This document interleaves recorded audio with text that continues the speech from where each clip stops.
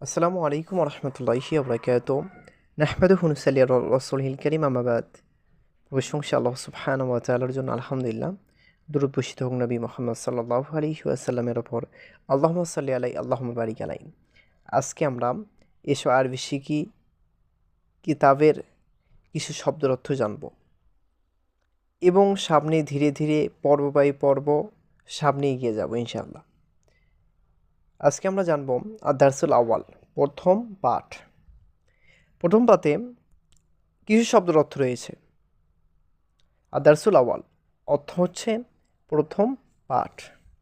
কিতাবুন একটি বই, কুরসিয়ুন একটি চেয়ার, বাবুন একটি দরজা, জিদারুন একটি দেওয়াল, কলামুন একটি কলম, বাইতুন একটি ঘর, মিসবাহুন একটি বাতি, সারিরুন একটি খাট।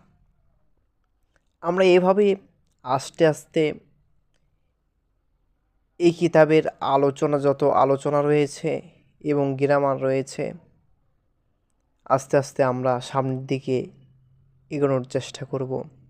প্রথমত আমরা যেহেতু আজকে প্রথমবার শুরু করেছি আদ-দারসুল আউয়াল, এখানে কিছু শব্দের অর্থ রয়েছে। এই শব্দের অর্থগুলো আগে মুখস্থ করে নেব।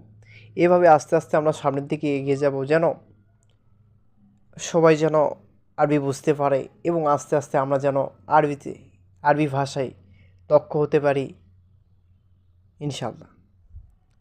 আজকে আমরা যে কয়টা শব্দ অর্থ জানবো সেটা হচ্ছে কিতাবুন একটি বই, কুরসিউন একটি চেয়ার, বাবুন বাব একটি দরজা, জিজারুন একটি দেওয়াল, কলামুন একটি কলম, বাইতুন একটি ঘর, মিসবাহুন একটি বাতি, সারিরুন একটি খাট।